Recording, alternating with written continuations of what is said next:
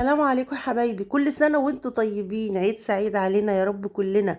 النهاردة بقى مع بعض كده هنعمل تجهيز العيد الصبح ان شاء الله كده بعد ما نرجع من الصلاة. ناكل بقى نفطر بيه صينية الكحك والبسكوت ديت، وعملنا هنا الترمس بقى عشان نتسلى بيه. كنا نقعينه من بالليل وسلقناه الصبح النهاردة ونقعناه في المحلول الملح بتاعه، اللي هو عبارة عن مية وملح وشوية كمون حلوين كده وشوية شطة صغيرين، وطبعا عصير ليمون ما اقولكوش بقى.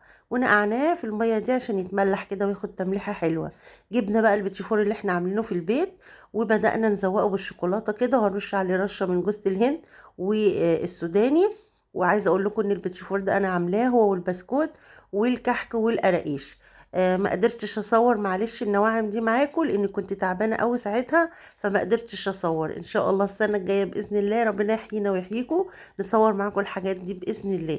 زي ما انتم شايفين انا بوريكم ازاي احنا نلزق البيتيفور في بعض. والشوكولاته دي احنا مسيحينها على حمام مائي وعليها معلقتين من الزيت. عملنا هنا شويه كده حلوين عشان نحطهم في الصينيه بتاعتنا اللي احنا هنفطر بيها بكره ان شاء الله بعد ما نرجع من الصلاه. بوريكم البسكوت اللي انا عاملاه وبوريكم القراقيش، وهنرص كده رصه شويه كده نعمل صينيه نفطر بيها ان شاء الله الصبح. والترمس بتاعنا بقى عشان نتسلى بيه. احنا بدأنا نتسلى فيه من دلوقتي، يعني هو واللب والحاجات الحلوة اللي احنا جايبينها نجهزها بقى ايه صينية العيد زي ما انتوا شايفين كده. عايزة اوريكم الحاجات حلوة قد ايه. الحاجات دي كلها انا عاملاها. عاملة البسكوت بسكوت الزبدة والقراقيش زي ما انتوا شايفين، اللي بتشيفور جميل جدا. وعايزة اقول لكم طعمه في منتهى الجمال ما شاء الله، طالع معايا تحفة جدا. عايزاكم بقى تقولوا لي رأيكم ايه في الصينية بتاعتي وفي الحاجات اللي انا عاملاها. وان شاء الله باذن الله اوعدكم ان شاء الله نصور مع بعض حاجات زي دي، زي ديت ان شاء الله السنه الجايه، ونشوف مع بعض نعملها ازاي.